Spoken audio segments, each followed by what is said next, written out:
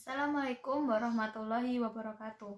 Perkenalkan, nama saya Erma Cahaning Tias dengan NIM 1264032032220 dari Akuntansi Syariah kelas 4E. Di sini saya akan menjelaskan tugas terkait ujian akhir semester mata kuliah praktik pajak dengan dosen pengampu Ibu Ayu Wahdan Fiari SE SYMH. Untuk yang pertama yaitu apa yang dimaksud dengan pajak final. Pajak final sendiri adalah suatu konsep perpajakan di mana proses penagihannya dilakukan secara penuh pada periode atau masa transaksi itu terjadi yang diatur dalam Undang-Undang PPH Pasal 4 Ayat 2 untuk berbagai transaksi dan juga Pasal 26 untuk pendapatan yang diterima wajib pajak luar negeri. Konsep pajak final berbeda dengan konsep potongan atau pungutan yang menangguhkan semua beban pajak, selain yang telah dipotong atau dipungut dan telah diserahkan pada fiskus atau aparatur pajak atau pegawai yang memiliki tugas untuk dapat melakukan pemungutan pajak atau iuran terhadap wajib pajak pada akhir tahun. Sehingga pada akhir tahun barulah diketahui berapa besar pajak terutang dan berapa yang masih harus dibayar. Untuk selanjutnya yaitu alasan diterapkannya pajak final adalah memberikan kemudahan dalam hal administrasinya. Pajak final ini dimaksudkan untuk memberi kemudahan bagi wajib pajak yang menerima atau memperoleh penghasilan dari usaha dengan peredaran bruto tertentu untuk dapat melakukan perhitungan, penyetoran, dan pelaporan pajak penghasilan yang terutang. Untuk selanjutnya yaitu menghitung besarnya pajak penghasilan yang terutang atas penghasilan Bapak Bejo yang akan dilaporkan dalam SPT. Yang pertama, kita memasukkan laba atau rugi sebelum pajak yang sudah ada dalam laporan laba rugi komersial senilai 860 juta. Lalu ditambah dengan rekonsiliasi fiskal bagian koreksi positif yaitu biaya sewa bangunan senilai 24 juta, biaya administrasi bank atas deposito senilai 1 juta, dan biaya rekreasi senilai 2.500.000. Selanjutnya, dikurangi rekonsiliasi fiskal bagian koreksi negatif yaitu pendapatan bunga deposito senilai 15 juta, menghasilkan laba rugi fiskal usaha yaitu Rp872.500. Lalu ditambah dengan penghasilan gaji dosen Bapak Bejo senilai 15 juta, menghasilkan penghasilan neto fiskal sebesar Rp887.500.000. Selanjutnya, dikurangi dengan jumlah PTKP yaitu 15.840, 1.320, dan 2.640. Sehingga 887.500 dikurangi 19.800 menghasilkan penghasilan kena pajak sebesar Rp867.700.000. Untuk yang terakhir, kita menghitung PPH terutang Bapak Bejo, yaitu 5% dikali 50 juta menghasilkan 2.500.000, 15% dikali 200 juta menghasilkan 30 juta, 25% dikali 250 juta menghasilkan 62.500.000 dan 30% dikali 367.700 menghasilkan 110.310 rupiah. Sehingga total PPH terutang Bapak Bejo senilai 205.310.000 rupiah. Bagian B yaitu menghitung pajak yang harus dibayar. PPH terutang tadi kan jumlahnya 205.310. Lalu dikurangi kredit pajak yaitu yang pertama PPH pasal 21 atas gaji honor dosen sebesar 5% dikali 15 juta menghasilkan 750.000. Yang kedua PPH pasal 22 atas penjualan kepada Pemda senilai 1,5% dikalikan 250 juta menghasilkan 3.750.000. Dan yang terakhir PPH 25 senilai 24 juta. Sehingga total kredit pajaknya yaitu 28.500. Untuk mengetahui PPH kurang bayar, maka kita mengurangkan PPH terutang dengan total kredit pajak sehingga 205.310 dikurangi 28.500.000 menghasilkan PPh kurang bayar Rp176.810.000. Untuk bagian C yaitu menghitung angsuran PPh 25 yang harus dibayar untuk tahun berikutnya. Kita memasukkan penghasilan kena pajak tahun 2010 senilai Rp867.700.000, lalu dikurangi dengan penghasilan tidak teratur sebesar 100 juta, menghasilkan penghasilan kena pajak atau PKP teratur sebesar Rp767.700.000. Lalu kita menghitung tarif PPh terutangnya. 5% dikali 50 juta menghasilkan 2.500.000, 15% dikalikan 200 juta menghasilkan 30 juta, 25% dikalikan 250.000 menghasilkan 62.500.000, dan 30% dikalikan 267.700 menghasilkan 80.310.000. Sehingga total PPh terutangnya Rp175.310.000. Dikurangi dengan kredit pajak PPh 21 sebesar 750.000 dan PPh pasal 22 sebesar 3.750.000. Total kredit pajaknya yaitu 4.500.000. Sehingga total angsuran tahunan 175.310 dikurangi 4.500.000 menghasilkan 170.810.000. Lalu PPh 25 angsurannya selama 1 bulan yaitu Rp14.234.167. Selanjutnya untuk jawaban soal nomor 3 yaitu menghitung jumlah PPh pasal 21 yang harus dipotong perusahaan atas gaji dan bonus yang dibayarkan kepada Bapak Kusuma di bulan Desember 2010. Yang pertama, perhitungan PPh pasal 21 atas gaji Bapak Kusuma. Gaji Bapak Kusuma sebesar 22 juta ditambah dengan premi jam sostek sebesar 500 juta ditambah tunjangan mobil sebesar 7 juta ditambah tunjangan rumah sebesar 6 juta menghasilkan penghasilan bruto sebesar 35.500.000. Lalu pengurangannya biaya jabatan yaitu 5% dikali 22 juta atau maksimal 500.000. Dan iuran pensiun yang dibayar sendiri oleh Bapak Kusuma sebesar 400.000. Sehingga penghasilan bruto sebesar 35.500.000 dikurangi dengan 900.000 menghasilkan penghasilan neto sebulan sebesar 34.600.000. Untuk penghasilan neto setahun sehingga 34.600.000 tadi dikalikan dengan 12 bulan menghasilkan Rp242.200.000.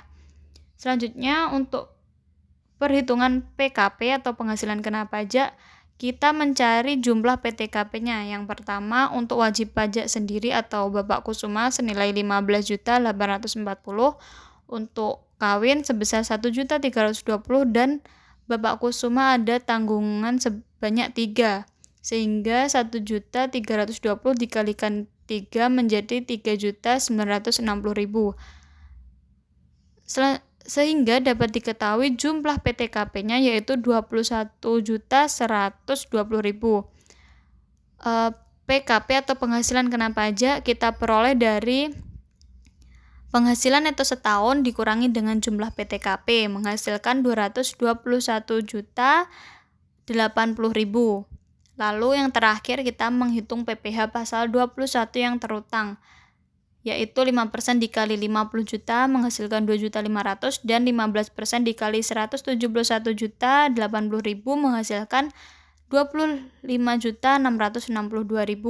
Total PPh terutang untuk 1 tahun yaitu 28.162.000 dan total PPh terutang untuk sebulannya yaitu Rp2.346.833. Untuk selanjutnya yaitu perhitungan PPh pasal 21 atas bonus Bapak Kusuma.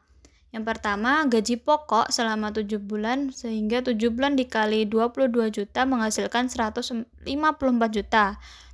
Tunjangan mobil 7 bulan dikali 7 juta sehingga menghasilkan 49 juta. Yang ketiga, tunjangan rumah 7 bulan dikalikan 6 juta menghasilkan 42 juta, dan premi jam sostek 7 bulan dikali 500.000 sehingga menghasilkan 3.500.000. Lalu ditambah yang terakhir bonus senilai 50 juta menghasilkan penghasilan bruto senilai 298.500.000 rupiah. Lalu dikurangi dengan biaya jabatan 7 bulan dikali 500.000 menghasilkan 3.500.000, biaya pensiun 7 bulan dikali 400 menghasilkan 2.800.000, sehingga menghasilkan penghasilan neto yaitu penghasilan bruto dikurangi dengan biaya jabatan dan biaya pensiun menghasilkan 292.200.000 rupiah. Lalu dikurangi dengan PTKP-nya tadi senilai 21.120.000 menghasilkan penghasilan kena pajak atau PKP-nya senilai 271.080.000 rupiah. Lalu perhitungan pajak pasal 21 atas bonus 5% dikali 50 juta menghasilkan 2.500.000, 15% dikalikan 200 juta menghasilkan 30 juta, dan 25% dikalikan 21.080.000 rupiah menghasilkan 5.270.000. Sehingga total PPh terutang atas gaji dan bonus untuk setahun yaitu 37.770.000 rupiah. PPh atas gaji saja tadi kan 26.162.000, sehingga PPh 21 atas bonusnya senilai 9.608.000 rupiah. Selanjutnya yaitu jawaban nomor 4. Menghitung PPh 21 yang dipotong dari honor yang diterima Intan dan Tita. Yang pertama, perhitungan PPh 21 atas upah yang dibayarkan di akhir bulan. Upah bulan Desember 10 hari dikalikan 200.000 menghasilkan 2 juta. Lalu penghasilan neto per tahunnya 12 bulan dikali 2 juta menghasilkan 24 juta. Lalu dikurangi PTKP untuk wajib pajak senilai 15.840 sehingga menghasilkan penghasilan kena pajak atau PKP senilai 8.160.000. Lalu kita menghitung pasal PPh pasal 21 terutangnya yaitu 5% dikali 8.160.000 menghasilkan 408.000 rupiah. Selanjutnya PPh pasal 21 yang dipotong bulan Desember diperoleh dari PPh terutang dibagi 12 bulan menghasilkan 34.000. Untuk selanjutnya yaitu perhitungan pasal PPh pasal 21 atas upah borongan. Upah borongan sehari yaitu 1 juta dibagi 4 menghasilkan 250.000. Upah sehari di atas 150.000 atau batas PKP dikurangi sehingga menghasilkan penghasilan kena pajak sebesar 100.000. Upah borongan terutang pajak 4 dikali 100.000 menghasilkan 400.000 sehingga PPh pasal 21 terutangnya diperoleh 5% dikali 400.000 yaitu 20.000 rupiah. Selanjutnya untuk jawaban soal nomor 5 yaitu menghitung PPh 21 yang dipotong dari honor yang diterima Mr. Smith. Di sini Mr. Smith masih dikategorikan sebagai wajib pajak luar negeri yang membawa namanya sendiri saat bekerja di PT Mulia sebagai konsultan, sehingga atas gajinya dikenakan potongan PPh pasal 26 secara final sebesar 20% dikali 3.000 US dollar dikalikan 9.000 per US dollar, sehingga menghasilkan 5.400.000. Untuk jawaban nomor 6 bagian A yaitu menentukan jenis PPh yang terkait dalam setiap transaksi. Dalam satu poin bisa terdapat lebih dari satu transaksi.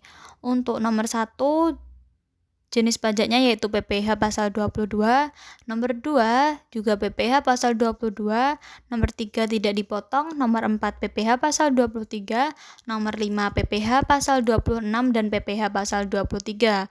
Nomor 6 BCA dikecualikan sesuai PPh pasal 23 ayat 4, BUT Hong Kong Bank dikecualikan sesuai PPh pasal 23 ayat 4, Bank of Singapore berdasarkan Tax Treaty pasal 26 dan PTMJ yaitu pasal 23. Nomor 7 PPh pasal 23 atas jasa lain yaitu jasa anestesi Labkeo. Nomor 8 PPh pasal 23 atas sewa. Nomor 9 IR Wibawa yaitu PPh final pasal 17. CV Abadi PPh pasal 23 dengan kepemilikan 10%. PT Safari bukan objek pajak pasal 4 ayat 3 dengan kepemilikan 25%. Nomor 10 Insuran CO London PPh pasal 26. Nomor 11 PT Asuransi Kita tidak dipotong. Pembelian semen yaitu PPh pasal 22, penjualan semen yaitu PPh pasal 22. Dan yang terakhir nomor 12 yaitu PPh pasal 23. Selanjutnya untuk jawaban bagian 6B menghitung besar PPh yang dipotong atau dipungut. Nomor 1 jenis pajak PPh pasal 22 tarifnya 2,5%, DPP-nya sebesar 2.984.000 sehingga menghasilkan PPh potongan atau pungut 74.600. Yang kedua, PPh pasal 22 dengan tarif 1,5%, DPP-nya 30 juta menghasilkan PPh potong atau pungut senilai 450.000. Nomor 3 tidak dipotong. Nomor 4 PPh pasal 23 dengan tarif 2% dengan DPP 11 juta menghasilkan 220.000. Yang kelima PPh pasal 26 sebesar 20% dengan DPP 150 juta menghasilkan 30 juta. PPh pasal 23 tarifnya 2% dengan DPP 20 juta menghasilkan 400.000. Nomor 6 BCA dikecualikan, BUT Hong Kong dikecualikan, Bank of Singapore berdasarkan Tax Treaty pasal 26 tarifnya yaitu 10% dengan DPP 900 juta menghasilkan 90 juta. Lalu PTMJ pasal 23 dengan tarif 15% dengan DPP 10 juta menghasilkan 1.500.000. Nomor 7 PPh pasal 23 atas jasa lain yaitu jasa atestasi Labkeo dengan tarif 2% dengan DPP 100 juta menghasilkan 2 juta. Lalu nomor 8 PPh pasal 23 atas sewa dengan tarif 2% dengan DPP 80 juta menghasilkan 1.600.000. Nomor 9 IR Wibawa PPh final pasal 17 dengan tarif 10% dengan DPP 50 juta menghasilkan 5 juta. Lalu CV Abadi PPh pasal 23 dengan kepemilikan 10% dengan tarif 15% dengan DPP 150 juta menghasilkan 22.500.000. Lalu PT Safari bukan objek pajak pasal 4 ayat 3 dengan kepemilikan 25%, tarifnya 15% dengan DPP 375 juta menghasilkan 56.250.000 rupiah. Selanjutnya untuk nomor 10 Insurance Co London PPh pasal 26 dengan tarif 20% dengan DPP 250 juta menghasilkan 50 juta. Selanjutnya untuk nomor 11 PT Asuransi Kita tidak dipotong. Pembelian semen PPh pasal 22 tarifnya 0,25% dikali 250 juta menghasilkan 625.000 rupiah. Penjualan semen PPh pasal 22 senilai 1,5% dengan DPP 300 juta menghasilkan 4.500.000. Yang terakhir yaitu nomor 12 PPh pasal 23 dengan tarif 15% dengan DPP 85 juta menghasilkan 12.750.000 rupiah. Sekian penjelasan saya terkait dengan tugas ujian akhir semester mata kuliah praktik pajak. Bila ada kurang lebihnya saya mohon maaf. Billahi taufik wal hidayah. Wassalamualaikum warahmatullahi wabarakatuh.